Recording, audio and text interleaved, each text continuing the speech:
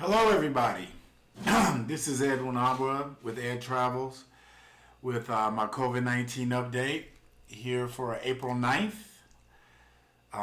2020. Again, I'm coming to you from Lapu-Lapu City, Cebu Province in the Philippines.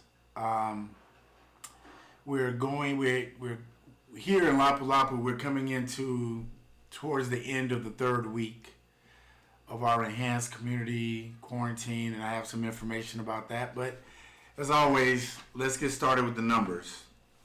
Worldwide, we're sitting at 1,529,439 confirmed cases, with 89,419 deaths and 11,479 new cases in the past 24 hours.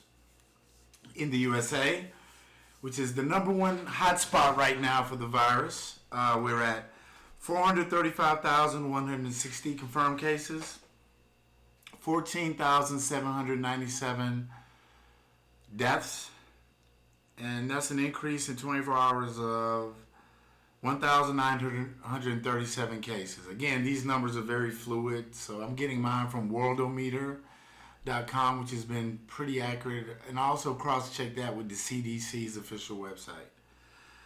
Here in the Philippines, where I am, we're at 4,076 confirmed cases with 203 deaths and an increase of 206 cases. Here in Visaya, this region, or here in Lapu-Lapu, we have 3 cases, and I think we've had 1 death, but in the past 24 hours in the total Visaya region, we have had no new cases. So that's kind of encouraging. First of all, before I start this, I want to touch on this. As I sit here and I read these numbers, I know in the back of my mind that these are real people. They're not just numbers. They're not just stats. They're real people. And what really drove it home for me is to find out that there are 3 people that I personally know. Now, I can't say that all 3 people are super close friends of mine, but these are people that I knew, that I saw all the time, that we interacted, at various levels. I knew these people. But today, to see that in the past 48 hours that those 3 people have died because of this,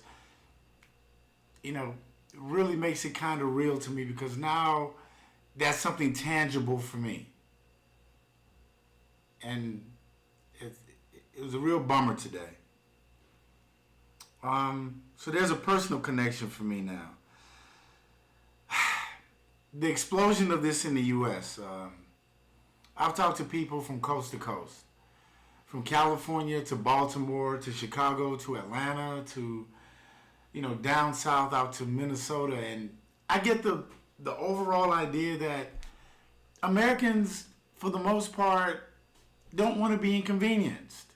Maybe I'm wrong. If I'm wrong, please comment. Let me know.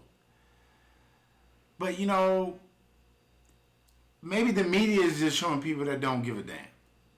And I'm going to touch on the media secondly, right here on my notes, that people just don't care. Still not taking it seriously. I saw this absolutely insane video of this young lady who seemed to be relatively intelligent going into this long diatribe about how we're jumping at every whim the government has for us now, and this boogeyman is not real. And what is it going to take to get to some people? And I think some people never will get it. This is real, people. And I'm not an alarmist. I'm one of those people that would have been on that bandwagon. Like, oh, man, chill out till we get more stats. But you know what, though? The morgues have the stats. Yeah, these people aren't, quote unquote, necessarily dying of COVID-19. They're dying of the complications that arise from it. But that's a precipitating factor in it. Just like AIDS. AIDS itself is not what kills people. It's the pneumonia. It's the related diseases because of the compromised immune system. But at the end of the day, I believe in my heart of hearts, our leadership in the United States let them down. You knew, you ignored it, and now we're paying the prices for it. The price for it. I'm not gonna get into left wing, right wing, conservative, blah blah blah. I'm just gonna look at the facts. We knew, and I think there's something more that we could have done in the U.S. to address this issue and maybe minimize or mitigate the effect that this is having on not just me, not just you, but everybody. And that brings me to the media.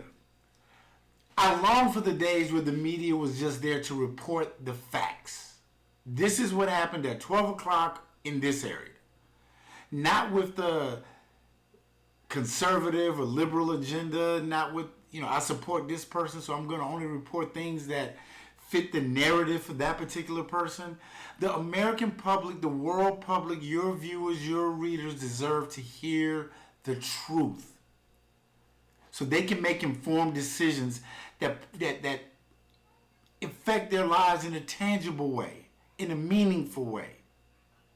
And I see a great, it's just not happening. Here in the Philippines, there's a huge emphasis and a huge crackdown on fake and false news. If the government as a whole has started to really crack down on people putting out false news, false Facebook posts. There were 32 people arrested for putting out fake news. Because what it does is it just clouds the issue. Now people have to ask themselves the question, when they read an article, is this real? So maybe something that is real isn't believed. Maybe something that isn't real is believed. So I would urge you, check your sources. If you read something, try to verify. That's what I do before I say anything on this channel. I try to verify where I read that from. And flattening the curve, this is another one of those terms. And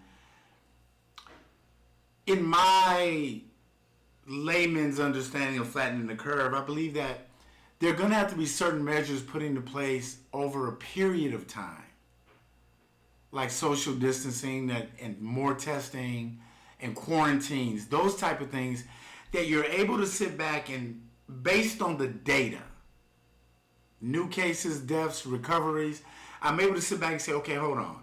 Now I've seen the deaths and the new case totals go down, not just one day, because that's happened in the U.S., where we've gone from 34,000 cases to 28 to 26 and then back up to 30. So there hasn't been a consistent decline in cases over a set amount of time. And then once you start getting that, then you can say, okay, now let's ramp up testing. And let's see if this is an anomaly or if this is really indicative of what's going on as far as the spread of this. So flattening the curve can only occur when people adhere to the measures put in place. And as long as certain people continue to just don't want to do it, resist, fight against it, I'm going to do what I'm going to want to do, then this is going to continue. Well, here in the Philippines, like I said, week 3. Here in Lapu-Lapu, we have 3 confirmed cases, 1 death, no new cases that I know of. I was out yesterday. I gave out food to about 5 or 6 families that are down here in the squatters area. When I say basic living,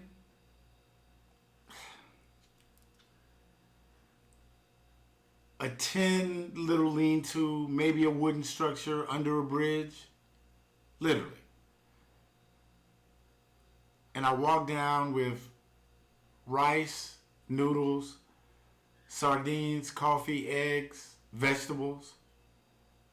I had bags of it, and all the kids lined up and the families lined up, and I, handed it out and sat and talked and laughed and prayed, and they were extremely thankful. But every couple of days, that's just something I'm going to do. Because these hobble drivers, the trike drivers, public transportation, they're just not working, and people are just not eating. It is just that simple. I can't I can't really put it in any other terms. And in the age of people running scams and doing all of this, I'm not going to start a GoFundMe. I'm not going to ask you for donation. I'm going to do what I'm able to do with my own resources. And what I'm given in other ways, I'm going to pass on. And I would just urge you to try to do that if you can, because it does make a difference.